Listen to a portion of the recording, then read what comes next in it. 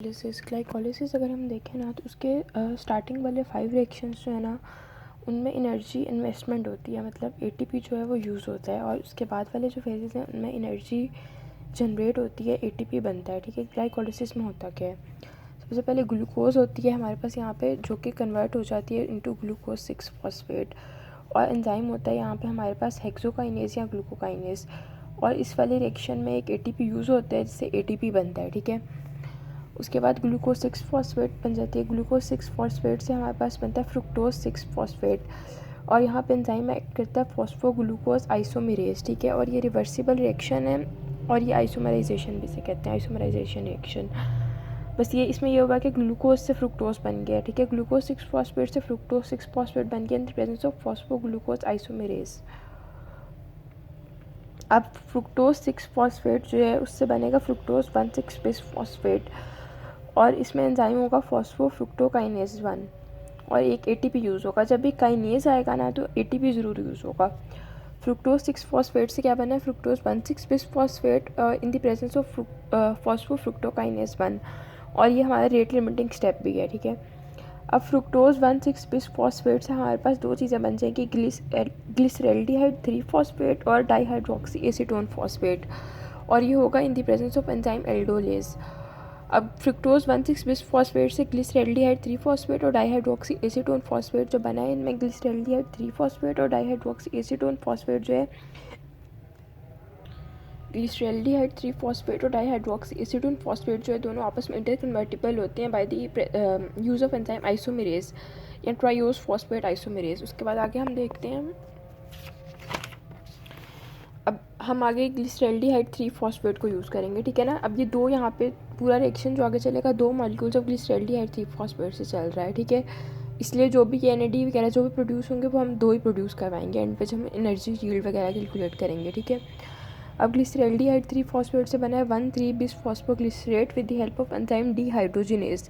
Glyceraldehyde 3 phosphate dehydrogenase की मदद से बन गया है 1,3 बिस फॉस्फोग्लिसरेट, और इसमें एक एनएडीएच का मॉलिक्यूल बना है, और ये हमारे पास ऑक्सीडेशन रिडक्शन रिएक्शन है, और यहाँ से एक फॉस्फेट भी ऐड हुआ है इसमें। ठीक है, अब 1,3 बिस फॉस्फोग्लिसरेट से बना है हमारे पास 3 फॉस्फोग्लिसरेट, और ये क्या है, सबस्ट्रेट लेवल फॉस्फोराइलेशन है। यहाँ पे फॉस्फोग्लिसरेट काइनेज यूज़ हुआ है, काइनेज यूज़ हुआ है तो एटीपी बनेगा। ठीक है, अब यहाँ पे एटीपी बन रहा है, और वहाँ पे पिछले रिएक्शंस में एटीपी यूज़ हो रहा था। ठीक है, बना क्या 1,3 बिस फॉस्फोग्लिसरेट से बना है 3 फॉस्फोग्लिसरेट। अब यहाँ पे एक शंट रिएक्शन भी होता है, क्या होता है कि अगर म्यूटेज एक्ट कर जाए ना तो ये 1,3 बिस फॉस्फोग्लिसरेट से बन जाता है 2,3 बिस फॉस्फोग्लिसरेट, और उस पर फिर फॉस्फाटेज एक्ट करता है जिससे बनता है 3 फॉस्फोग्लिसरेट।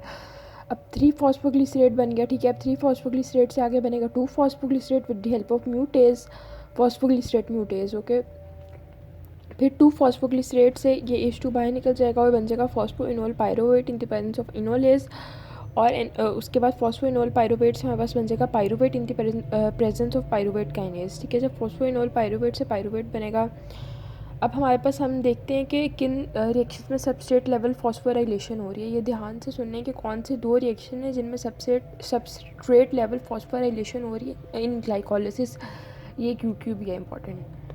ठीक है, अब जिस रिएक्शन में ये वाला रिएक्शन था इसमें 1,3 बिस फॉस्फोग्लिसरेट 3 फॉस्फोग्लिसरेट में कन्वर्ट हो रहा है, इसमें सबस्ट्रेट लेवल फॉस्फोराइलेशन हो रही है एक, और दूसरी हो रही है जब फॉस्फोइनोल पायरुवेट पायरुवेट में कन्वर्ट हो रहा है उसमें सबस्ट्रेट लेवल फॉस्फोराइलेशन हो रही है।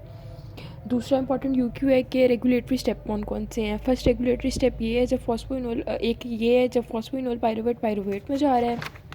एक रेगुलेटरी स्टेप हमारे पास ये है फ्रुक्टोज 6 फॉस्फेट जो फ्रुक्टोज 1,6 बिस फॉस्फेट में जा रहा है, और ये हमारा रेट लिमिटिंग स्टेप भी है। ठीक है, और एक जो मैंने शुरू में बताया था कि जो ग्लूकोज 6 फॉस्फेट में जा रहा है वो हमारे रेगुलेटरी स्टेप है।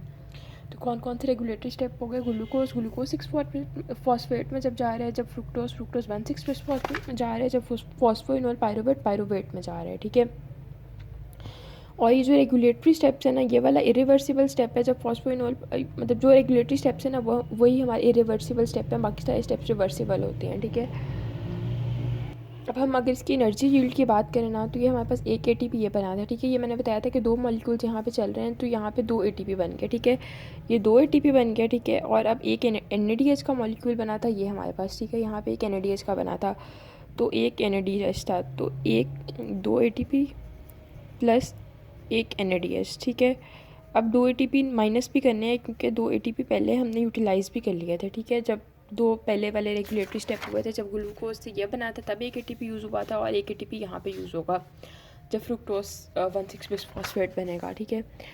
अब एक NADH जो है उसमें 3 ATP होते हैं, ठीक है, अकॉर्डिंग टू लिपिन कोड। अब 2 + 3